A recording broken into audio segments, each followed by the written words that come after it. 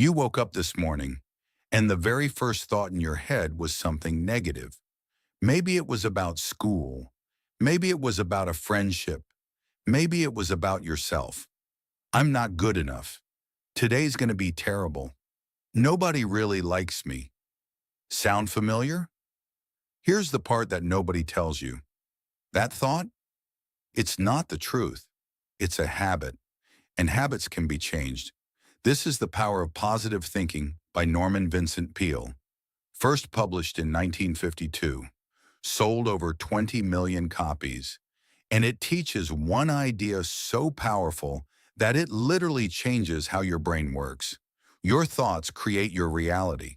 Not sometimes, not maybe, every single day. By the end of this video, you'll understand exactly how and what to do about it. Let's get into it. Chapter 1. Believe in yourself. Think about the last time you didn't try something. A sport, a class, a conversation, an opportunity. Why didn't you try? Probably because a voice in your head said, "You're not good enough for that."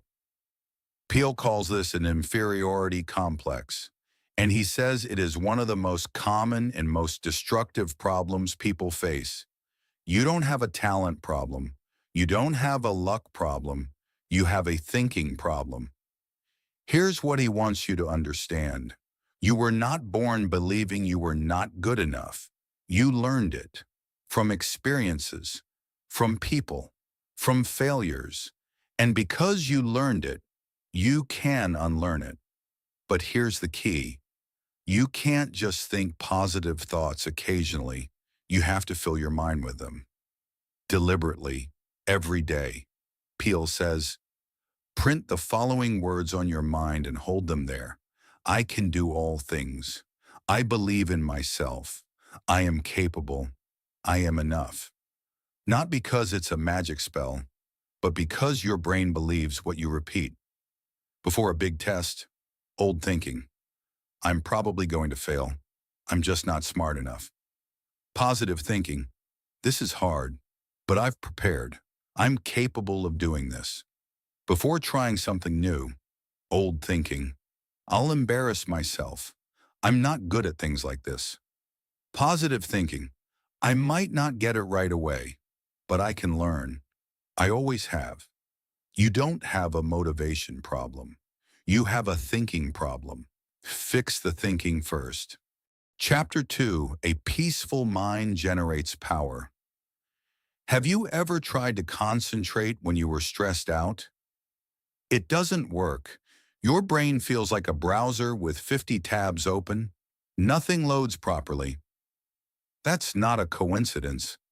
Peale says that worry, fear, and negative thinking literally drain your mental energy. They are not just feelings. They are physical. They tighten your body. They fog your mind. They slow you down. And here's the part that gets most people. Most of the things we worry about never actually happen. Think about the last 10 things you were really anxious about. How many of them turned out as badly as you feared? Almost none. Peale's answer. You need to empty your mind of fear and refill it with peace, not by ignoring problems, by choosing how you respond to them. He gives one practical technique that still works today. At the end of every day, drain your mind of worry. Literally picture it emptying, like water draining from a tank. Then refill it with calm thoughts, peaceful ones, good memories, things you're grateful for. It sounds simple. It is simple. But simple is not the same as easy. When you're anxious about tomorrow, old thinking, I can't sleep. I keep thinking about everything that could go wrong. Positive thinking, I've done what I can today. I'll let tomorrow handle tomorrow. When something bad happens, old thinking, this always happens to me. Everything is ruined. Positive thinking, this is hard right now, but hard doesn't mean permanent. A calm mind is not a weak mind. It is the most powerful mind you can have. Chapter 3. Expect the best and get it. What do you expect to happen today? Before you answer, think carefully, because your answer is shaping your reality right now. Peale makes a bold claim, and science backs him up. What you expect, you tend to get. Not because of magic, because of how your brain filters information. Your brain has a system called the reticular activating system. It's basically your brain's search engine. Whatever you focus on, your brain starts finding evidence for it everywhere. You expect a bad day? Your brain starts finding every piece of evidence that confirms it. The traffic, the difficult teacher, the awkward conversation. You expect a good day? Your brain starts finding that evidence instead. The small win, the kind word, the moment that went right. Same day, completely different experience. Peale says, start every morning with one simple decision. Expect the best. Not wishful thinking, not pretending problems don't exist. It's just choosing, before the day even starts, to look for what's going right. Monday morning, old thinking. Great, another week. This is going to be exhausting. Positive thinking. New week, clean slate. Something good is going to happen this week. Before a presentation, old thinking. I'm going to mess up. I always mess up in front of people. Positive thinking. I've prepared. People want me to do well. I'm going to give this my best shot. Stop thinking small. The size of your thinking determines the size of your results. Chapter 4. Break the worry habit. Let me describe someone you know. They worry about everything. If things are going well, they worry something bad is about to happen. If things are going badly, they worry it will never get better. They worry about what people think, about the future, about mistakes they made 3 years ago. Sound like anyone? Maybe it sounds like you. Here's what Peale wants you to hear. Worry is a habit, not a personality trait. You were not born a worrier. You practiced it, accidentally, over years. And because it's a habit, you can break it. He gives 3 practical steps, simple ones. Step 1. When a worry appears, ask yourself, is this actually likely to happen? Not is it possible, is it actually likely? Most worries fail this test immediately. Step 2. Ask yourself, what is the worst realistic outcome? Say it out loud, name it, write it down. Most of the time, naming the worst case makes it smaller, not bigger. Step 3. Decide what you would do if that happened.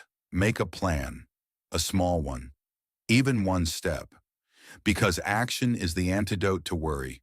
When you're spiraling about the future, old thinking, what if I fail? What if everything goes wrong? What if I'm not good enough? Positive thinking. What is actually likely to happen? What could I do if things get hard? I have a plan. Your brain is lying to you. The worry is louder than the truth. Talk back to it, not by ignoring the fear, by questioning it. Fear shrinks when you face it with facts. Chapter 5. How to get and use enthusiasm and energy. Have you ever noticed that some people seem to have unlimited energy? They wake up motivated. They stay focused. They keep going when others stop.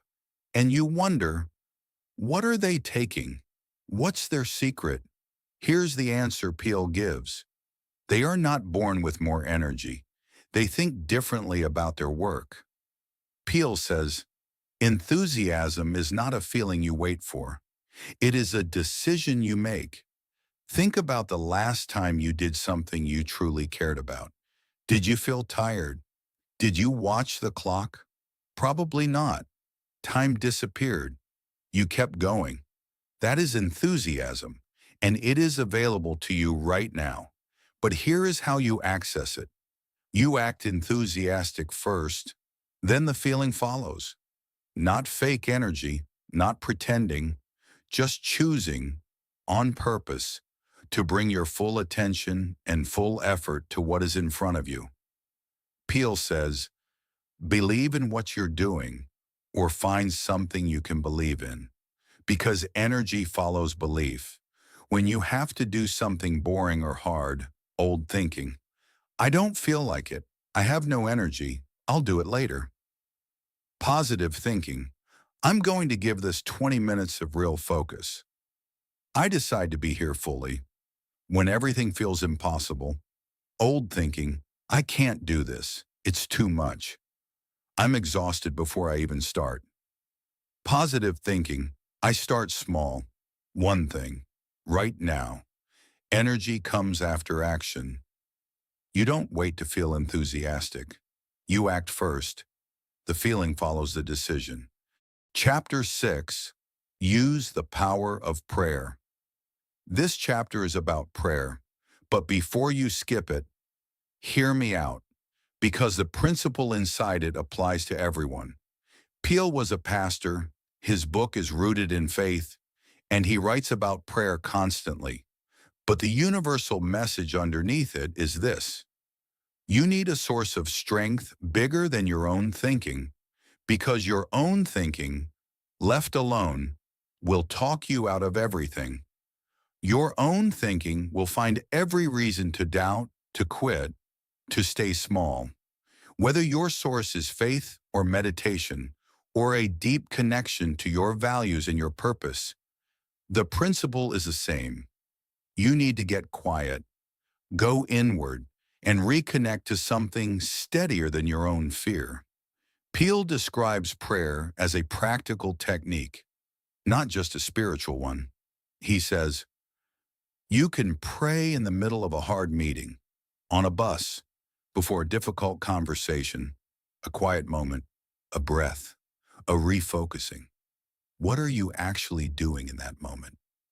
You are interrupting the panic. You are choosing stillness over chaos. You are reminding yourself, I am not alone in this. I can handle this. The strongest people are not the ones who trust only themselves. They are the ones who know when to reach beyond themselves. Chapter 7, How to Get Along with People. Here is something that might surprise you about positive thinking. It is not just about you. How you think about other people changes how they respond to you. Peale tells story after story of people who transformed their relationships, not by changing the other person, by changing how they thought about them. Here is the mechanism. When you think negatively about someone, you show it in tiny ways, in your tone, in your body language, in the words you choose, and they respond to it, even if they cannot explain why. When you genuinely think well of someone, that also shows. People feel seen, valued, respected, and they show up differently for you. Peale's formula for getting along with anyone: 1. Believe the best about them, even when it is hard. 2. Make them feel genuinely important. Ask, listen, remember. 3. Stop criticizing, start understanding. People are doing their best with what they have. When someone frustrates you, old thinking, this person is so difficult, they always do this, I can't stand them. Positive thinking, this person is struggling with something I don't see. I'll try to understand before I react. The way you think about people is the way they will show up for you. Change the thought. Change the relationship. Your life is a reflection of your thinking. Here's what Norman Vincent Peale wants you to know. You are not a victim of your circumstances. You are not stuck because of bad luck. You are not failing because you are not talented enough. You are where you are, partly because of how you have been thinking. That is not blame. That is power. Because if your thinking got you here, your thinking can get you somewhere better. Peale's message, the one that sold 20 million copies, is this: you have more control than you think, not over everything, not over other people, not over the hard things that happen, but over the one thing that shapes everything else: your mind. So here's what I want you to do right now, today. Notice the next negative thought that walks into your head. Don't fight it. Don't ignore it. Just notice it. And then ask it one question. Is this actually true? Most of the time, the answer is no. Most of the time, your brain is running an old program, a story you told yourself a long time ago, and you can write a new one, not all at once, one thought at a time. Your brain is lying to you, but now you know how to talk back. Go do the thinking work. It changes everything.